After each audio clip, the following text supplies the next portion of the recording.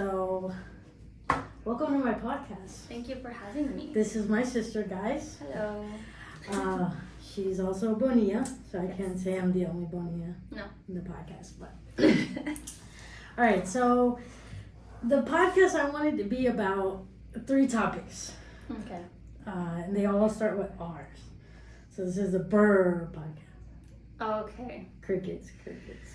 Anyways, it's going to be about real estate, relationships, and regrets. Oh, Ooh. the last one's spicy. Yeah, okay. it is. And we're not going to go through the list of all your regrets. Okay. But, okay, so let's start with the first one before we talk about real estate. Let's talk about what you do. Okay, that's fair. So I currently have 2 jobs. I am a server on the weekends at a restaurant, and then I am also a patient care technician at a hospital at Northside, and I'm also a nursing student as well. Damn. Can you add another one to the list? Yes, I'm actually doing an emergency nursing course too. Guys, and she's a wife. And I'm a wife. Okay. Well, yeah, so you do a lot. Yeah. We don't get to see each other that often. No. You're also a mom too, though. Yeah. My schedule's insane too. And a real estate agent. Yeah. And a real estate investor and everything. The Bonillas do a lot. Exactly. There you go. You get the point. Yeah. All right. So, yeah. So you do a lot. I do a lot. So it's hard to see each other. But thank you for coming today. Thank you for that. Your day off. So, okay. So that's what you do. And then how long do you have left in school? I graduate in May. May. Yeah. May of 2025. Okay. Mm-hmm. So you're almost there. Almost there. Happy about that? Yeah. I bet. I see the light, guys. You look like you haven't slept in weeks. I have not. There's no sleeping with my schedule. But then again, you have problems sleeping, right? Yeah, I mean, on average, I just sleep around 6 hours a night. 6 hours. Yeah. I sleep 7 and I still feel like it's not. But yeah, I like to sleep. So, okay, so let's talk about real estate now. So usually, real estate, I mean, you know what I do. You've heard me talk before. Yeah. I've kind of made you go through my speech. Yes.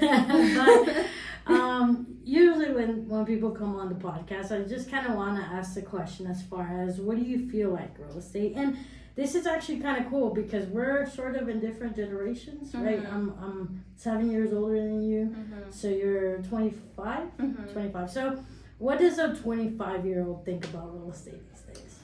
That no one can afford it. Valid point. Literally, that's just the main thing. Or even if you can, like, it feels like just everything has increased in price, like even to the point of groceries have increased. So it feels like, well, if we do get a house, it feels like you have to either have a really, really good paying job or be willing to have a lot of roommates, to be able to afford it.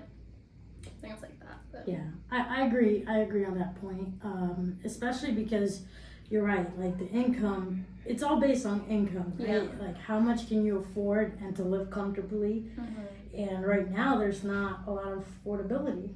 To be honest with you, I feel like people are finding more affordability in rent because you can rent an apartment and just split it up. Mm-hmm. You just get 2-3 different roommates. And everyone kind of pitches in on the rent. Yeah, that's where my friends are at right now in the phase of life. They're just renting houses and have roommates all together. I also have seen an increase of 25-year-olds like still living with their parents. Yes. Yeah, I currently live with my in-laws as well just because I pay for school too, and like it's just income-wise easier because everything's so expensive. Yeah, and I think this is something that hits a lot of people. When it comes to home ownership, it's most people have probably the same feeling as far as I can't afford it, right? Yeah, for sure. And that's also because inflation, right? That's also because, and that's what I was talking about the other day on a video that I was making. That your monthly payment deals with a lot of things. It's just not the payment you make to the bank, but it also includes taxes and includes insurance. Yeah, which can go quite up. Yeah, which is pretty high. Yeah, these it's days. pretty high nowadays. So it definitely puts you in a position where you can't afford things.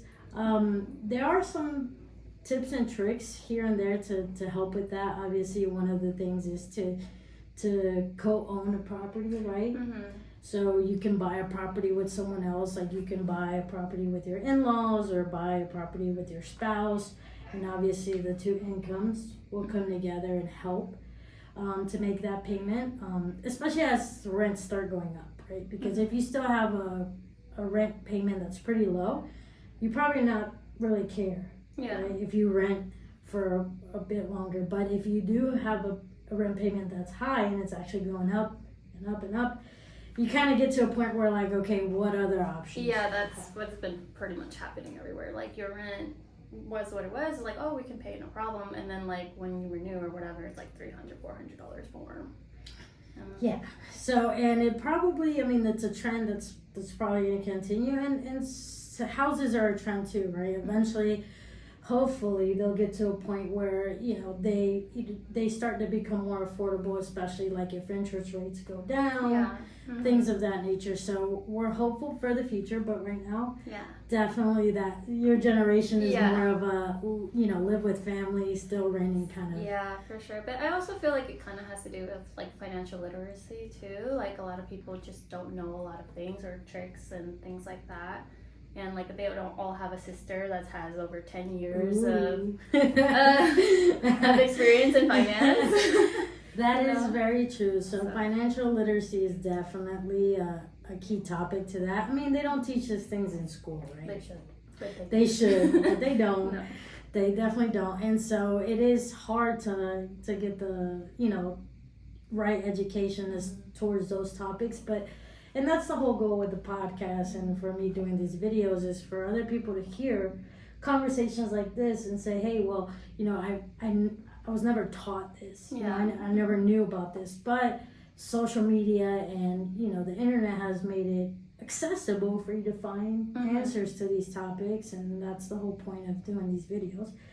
So, yeah, financial literacy is definitely something that you could, you know, research more, find out more, and I'm also here to answer those questions too when you're ready. Yes. Almost. All right. So the second thing is relationships. Yay! No, but we'll talk about this because we're both busy people, and so a question that comes to my mind is how do you manage personal relationships, family relationships, friendships? How do you manage it with a busy schedule? Honestly, guys, communication. You really have to talk to your partner, especially if you're not always going to be there. And that was a issue that did come up in my relationship because my partner sometimes felt like ignored, you know, or just like, you know, I'm prioritizing other things, but I'm like, you have to look at the end goal. And I'm like, I'm not just doing this for me, I'm doing it for us. So yeah, you definitely have to communicate with your partner. And you both have to come up with a plan to like have time for each other as well. Yeah, and I think communication is key in all types of relationships. Like communicating with your parents is also important, and communicating, you know, and we're so busy. It's like, how do we choose, you know, who we communicate with in a day? But a text message is also nice. You know, just sending a text and just reminding that person, hey, you know, I've been busy, you know, but, you know, I still love you, still care, I'm still here. But definitely with your partner, the communication has to be constant, has to be every day. You know, so the more that you communicate with them, the better it gets. Right? Yeah, the better it gets. Yeah, you definitely can't just assume like, oh, well, they know that I'm like, you know, there. Or they know. You have to still put in the work every day, of course, and like, let them know how you feel and vice versa. That's great. That's definitely something I'll take away from this podcast.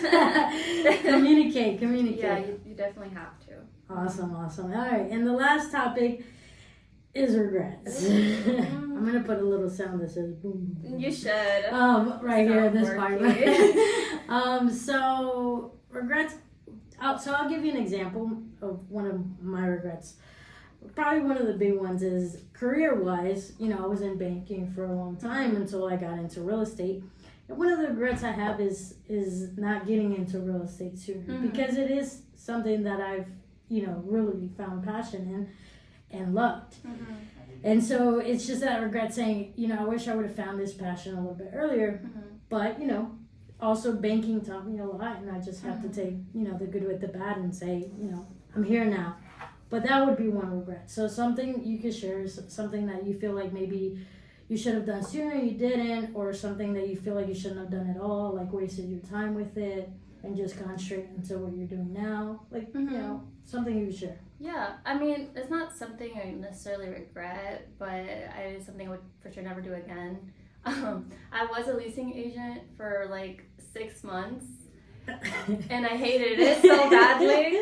I was in the restaurant industry for years, like 6 years before that. But I wanted to try something different. That was before I applied to nursing school too. So I was like, no, it's just I'm not sure about my career path. So I mean, it's always good to try something new if you want to, but immediately I knew it was not for me. And I'm kind of grateful to it because the field that I am now, I love it. But I hated it. There you go. So definitely if you feel like you're doing something and you're just not, being able to coordinate with it, being able to feel the passion for it, definitely. I don't know why I stayed for so long. All right. Well, thanks, sis. Thank you so much for joining my podcast. It was a pleasure having you. We're going to go have lunch without you guys now. Bye. But subscribe, guys, and talk to you in the next episode.